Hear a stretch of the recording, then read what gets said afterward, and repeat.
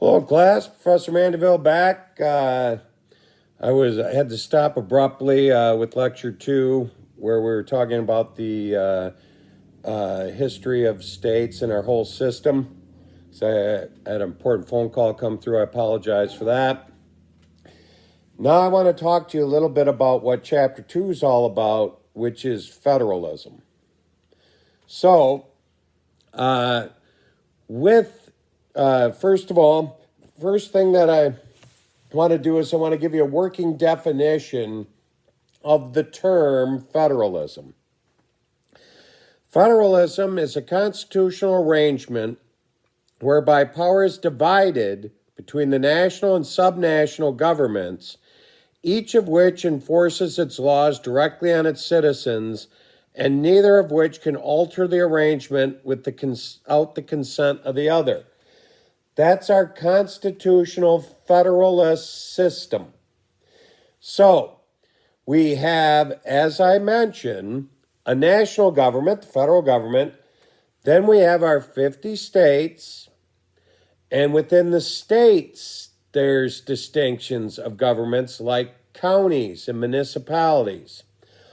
All of them can pass laws pertaining to us, and they share power over the people, and none of this arrangement can be altered without the consent of both the federal government and the state governments. And that's guaranteed within the Constitution. So the Constitution talks about powers that are given to, for example, Congress in Article 1 of the Constitution, powers given to the executive branch in Article 2 of the Constitution, powers given to the judiciary in Article 3 of the Constitution, and so on. The powers that states have are in the 10th Amendment to the Constitution, which are commonly known as reserved powers. 10th Amendment says in so many words, all the powers not granted to the federal government in the Constitution are then reserved to the states or the people. So it's this unique situation where states and their governments and their sub-governments have a tremendous amount of power and influence over our everyday lives. And we used examples of that when we talked about the policy responsibilities of state and local governments. Now, so with federalism, one easy way to think about it is taxes. The federal government obviously can tax us, and they do, and we pay federal income taxes to the federal government. The state governments can tax us. They have the power to under this federalist system, and we pay the state government income taxes. County governments have the power of taxes. We pay the county property taxes. We pay sales tax in the state of New York. Half of it goes to the states, 4% of it. The sales tax is 8%. 4 goes to states, 4 goes to the counties. Municipalities have the power of taxation.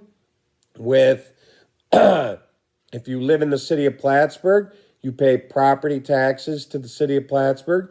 If you live in a town, you pay property taxes to the town. And also even sub-governments below that have the power of taxes. Like school districts have the power to tax property. So, one way to look at federalism is it gives all the governments these powers, and one of them is taxation. But it also spreads out power over a tremendous number of governments. The number that floats around of the number of governments that exist in the United States is somewhere between 87,000 and 89,000 governments. If you add together all the state governments, county governments, city governments, town governments, and school boards, special boards, and so forth, you've got about 87 to 89,000 governments with 1 million elected officials at any given time. So one of the reasons the Founding Fathers embedded this in the Constitution is to disperse power. So we have 1 million elected officials, all with some certain extent of power over policy that defines our lives. And this has become especially apparent during the COVID-19 crisis. It's a state-by-state issue. Every state's been dealing with it in a different fashion to meet their specific needs.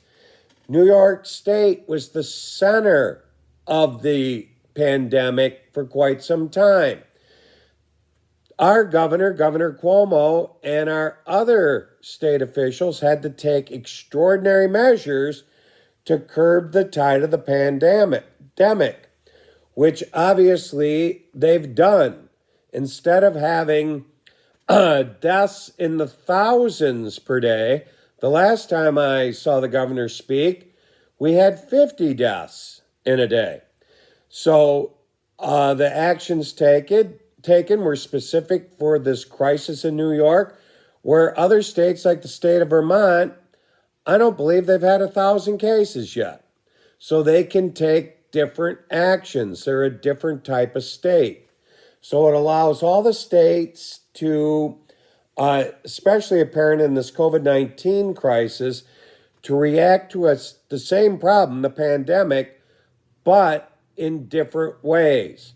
In New York State, we have our different phases of reopening. Some states have just gone head over heels and reopened totally. Others are phasing it in and being cautious. You know, you compare states like Georgia and Florida, which basically have, as many would argue, thrown caution to the wind and are almost totally reopened now. Vermont hasn't reopened, they're reopening in very slow, methodical phases, similar to New York and other states, but very different circumstances. Only time will tell which governors were correct in this.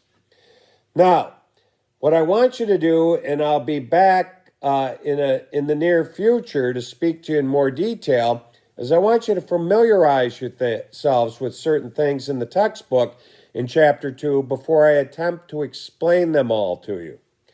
So, the more or less pros and cons of federalism are contained in Table 2.1 on page 27. It's got its advantages, it's got its disadvantages. Review that area. On pages 30 through 33, you have several different tables and figures that show you different legal aspects constitutionally and as far as powers are concerned in different tables and charts. So review those and the text from pages 30 to 33.